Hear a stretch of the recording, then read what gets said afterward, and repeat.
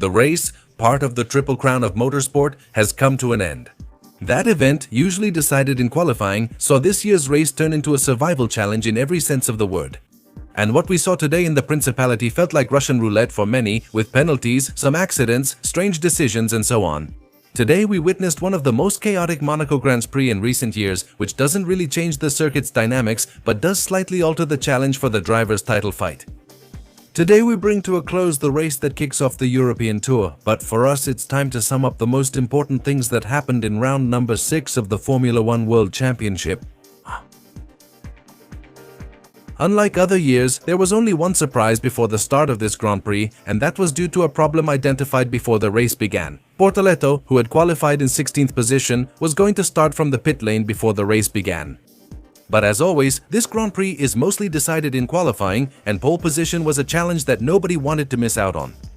And even though Ferrari was seen as the favorite to take pole position, the fight ended up being an exciting duel between Verstappen and Antonelli. But by only 60 thousandths of a second, the Italian beats the Dutchman and secures the best spot to start the race the next day. Verstappen was second, with Hamilton finishing third and Leclerc in fourth position after a final qualifying attempt where he ended up hitting the wall. With this, Antonelli saved Mercedes at the circuit where they could have been beaten, at least for the moment, and where Russell could only manage 5th place. So if the young Italian won, the possibility would open up again for him to extend his lead and go into the rest of the season much more comfortably as the leader. Of the Formula 1 World Championship, Antonelli had already done 90% of the work. Now it remained to be seen if he could defend the lead at the start and survive the 78 laps that would be run on the Monaco circuit. So Sunday was the time to see if Kimi could keep his composure, if Max would go for it knowing he had nothing to lose, or if this afternoon with a bit of luck, it would be the day of the prancing horse. And once the cars lined up on the starting grid, the lights went out, and with that, the Monaco Grand Prix began. When everyone was expecting to see the Max-Antonelli duel at the start, Max's car simply lost power. He was practically stopped and was overtaken by all the rivals on the grid, leaving Max in last place in what apparently was a power unit failure, and he ended up retiring at the end of that same lap. But this left Antonelli with a clear path to defend the lead of the race, leaving Hamilton in second and Charles Leclerc in third. However, in this start, both Checo and Russell were investigated for improper grid box positioning. Russell, on his part, would not be penalized, but Checo Perez would be punished with a drive-through as he positioned himself in Bortoleto's spot, who started from the pit lane, occupying an unauthorized grid box. Where the penalty ruined, at least at that moment, his chances of a great result, although later in the race he would get another opportunity. But well, we know how Monaco works, it's impossible to overtake and everything depends on surviving. And besides Max, we saw Valtteri Bottas retire due to a reliability problem, just like Oliver Burman, who would end up with the same issue. But in the race, up front, Pierre Gasly had taken the position from Lando Norris at the start, and even though Norris had much more pace, it's Monaco and there was no way to overtake him no matter how much faster he was. The same thing happened with George Russell and Isaac Hadjar. Despite Hadjar's power unit issues, Russell couldn't pass and was stuck behind the Red Bull for several laps. Meanwhile, Andrea Kimi Antonelli was extending his lead over Lewis Hamilton, maintaining a 3 to 4 second gap. And that's how the first laps went by very calmly as everyone waited for the leaders to make their first pit stops. And it wasn't until lap 29 that Ferrari took the initiative and brought Hamilton in for his first pit stop, which in theory should be the only one. But by this point, Antonelli had already built up a gap of almost 12 seconds over the British driver, so it was going to be very difficult for the undercut to work with so much time to make up. But right at this point, one of the most absurd things I've seen in recent years happened. Hamilton was penalized with 5 seconds for exceeding the speed limit in the pit lane. But eventually, many other drivers would be penalized for exactly the same situation. Russell, Gasly, Colapinto and Oscar Piastri were penalized for these infractions basically because they had the same problem, which seems to be a software failure that limits the power, and because of this, they were exceeding it when entering the pit lane. All these drivers were penalized for the same situation, so sooner or later they would have to pay that penalty, but I'm getting ahead of myself. So let's go back again to lap 29 where Hamilton comes out more than 30 seconds behind Antonelli, where Mercedes doesn't immediately pit the Italian but lets him run a bit longer on track. And it's on lap 32 that Russell pits and takes part in the pit lane speeding party, which cost him a 5-second penalty, and it's not until lap 36 that Leclerc comes into the pits, comes out behind Hamilton and about 10 seconds behind him. He wasn't impressive, having simply avoided joining those penalized for speeding in the pit lane. It would be until lap 37 when Antonelli would come into the pits, and upon exiting he manages to keep first position without any risk and without any penalties that could compromise his race. But with this, the Italian already had 95% of the race settled and just had to bring the car to the finish line to be the winner of the Grand Prix.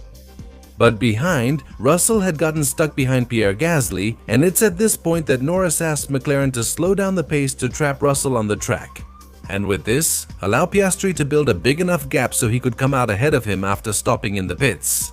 But the tactic that we'll call the little piggy on this channel doesn't work out for McLaren because once again Norris's car fails and ends up losing power, which forces his later retirement in the pits. With this, the tactic ends, the world champion's race is over, and before this, Piastri ended up coming into the pits on lap 49, unable to come out ahead of George Russell. But the ones who were also trying to do the little piggy tactic, and in fact, they're the ones who should be credited with inventing this dirty trick of holding up the grid, were the Williams team. Sainz had slowed down the group so that Albon, who was in 10th position, could enter the pits and have enough of an advantage to come out without losing position.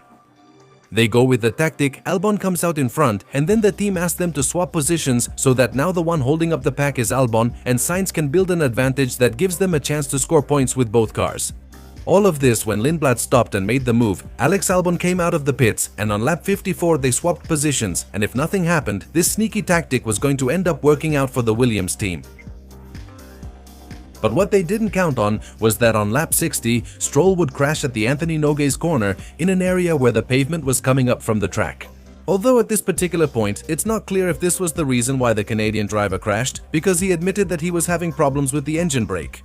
Either way, this caused the safety car to come out, Stroll, where several drivers pitted, including those who had 5-second penalties like Piastri, Hamilton or Colapinto. But at this stop, they also called Charles Leclerc into the pits, and he was furious with the team for pitting him at the same time as Lewis Hamilton, when he wanted to stay out even though his tires were worn, since this decision doomed him to finish in 3rd place, which was clearly frustrating for him. Mercedes also brought both drivers into the pits. Despite a slow stop with Andrea Kim and Antonelli, he exited ahead without issues. But with Russell, he goes into the pit box and Mercedes forgets to serve the penalty he had previously. Therefore, he comes in, changes tires without serving the 5 seconds, and later he would be penalized with a drive-through for it, sinking his race even further, and basically Mercedes had taken him out of the points. After this, only he and Pierre Gasly still faced penalties, but Gasly received another 5 seconds for speeding, bringing his total to 10 seconds. After this chaos, the safety car would come in on lap 66, but he returned quickly as Leclerc crashed at the same spot as Stroll, apparently due to brake issues. And what about the hometown boy? After this, the flashbacks of his Monaco curse come back, he's out of the race again, and the safety car comes out again, but shortly after. A red flag would be declared to check the track conditions at that corner where the surface was coming up. But during this neutralization, the Red Bull mechanics were touching Hadjar's car, making unauthorized adjustments. They were warned that they couldn't continue and returned the car to its original position. The FIA investigated them, and though he risked losing the position to a possible penalty, the FIA ultimately forgave them. After a long stoppage, the FIA ruled that the concrete was not a risk for the race, so it was decided to restart the race with a standing start. But this, with 10 laps to go in Monaco, could be absolutely chaotic. Above all, this could be Ferrari's chance to win with Hamilton if he capitalizes on the car's advantage off the line. Therefore, everything was still to play for once the red flag ended, and in Monaco, this was going to be an absolute all or nothing.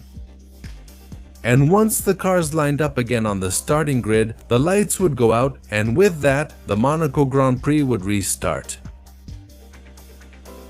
Antonelli didn't get the best traction, but Hamilton also didn't have a good start, so he couldn't capitalize and take the race lead. Therefore, Antonelli holds on, and with this, he practically eliminated any chance of another result happening at the front. But behind, karma finally catches up with Williams, because at the Fairmont Hotel corner there's a pile-up and Sainz gets hit by Nico Hülkenberg, who sends him into the wall. And then, Colapinto finishes him off at Portier, making him spin and destroying any chance of points for the Spanish driver, where Hulk would get a 10-second penalty for that, and after finishing in the points, this penalty dropped him out of the points.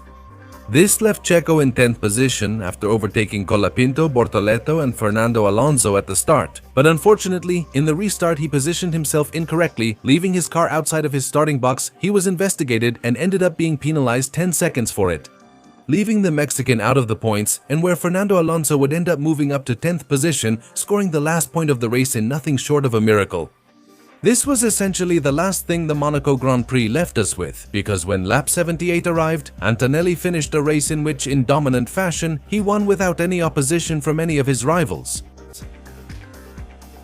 Fifth victory of the season and in a row for Kimi Antonelli, who with this takes his first Grand Slam of his career and extends the lead in the drivers' standings to 66 points over George Russell. George, where he now has a very comfortable lead to manage, although there is still a long way to go in this 2026 season. The rest of the top 10 of the Monaco Grand Prix would finish as follows. Second place for Hamilton, in a disappointing result for Ferrari. Third place for Hadjar, who avoids the penalty due to what his team was doing during the red flag. Fourth place for Piastri, who saves the day for McLaren. Fifth place and a great race for Liam Lawson, who seized his chances. Sixth place also benefited from the red flag. Arvid Lindblad. Seventh place for Pierre Gasly, who drops to that position after the penalties. Eighth place for Alex Albon. Ninth place for Esteban Ocon. And closing the top 10, the miracle of Aston Martin, who manages to score a point thanks to Fernando Alonso. Monaco is what it is, we all know that. The first part of the race was very processional, but in the end, with everything that was happening, the penalized drivers, the safety cars and the restart, it brought a lot of life to this competition. Plus, it allowed me to enjoy a race that doesn't need super clipping or anything like that. So, I'm not gonna rate it highly, but my score will be a 6. It was a flat race, but salvageable. As I told you, the suspense of the last laps really helped, but I have to admit that, at least for me, overall, this Monaco Grand Prix didn't seem that bad. Lawson is my driver of the day for making his qualifying count and finishing strong. Taking advantage of the chaos, Alonso, who survived, managed to get his tractor Martin into the points, something completely unexpected. But my absolute driver of the day is Kimi Antonelli. What a way to win! Not a single mistake, not a single wheel out of place, not a moment of lost focus. Wherever he wins, he dominates and takes it all. For me, this is his most convincing race in Formula 1. Honestly, there are many candidates for disappointment of the day, but I think Red Bull is the winner of that award today. The lack of reliability has hit them again and has prevented Verstappen from taking any real part in the race. And what they did with Hadjar almost put his podium in jeopardy because of a complete mistake by the mechanics. There's no way not to think that the disappointment of the day is the Red Bull team, especially when yesterday they had shown that there were possibilities for Max Verstappen's car today. But ladies and gentlemen, with this we finish the summary of the 2026 Monaco Grand Prix of Formula 1. But this is where I ask you, what did you think of the Grand Prix? Did you like it? Were you disappointed? Who were your drivers of the day and your disappointments in this competition in the Principality of Monaco? Let me know all your opinions in the comments section. That's all from me. Goodbye. If you like this video, please give a thumbs up, subscribe, turn on notifications for new uploads, and share with your friends. Please follow us on Instagram and Twitter using the links in the video description. See you soon for more content on your Skyline Racing channel. Thank you for tuning in and see you next time.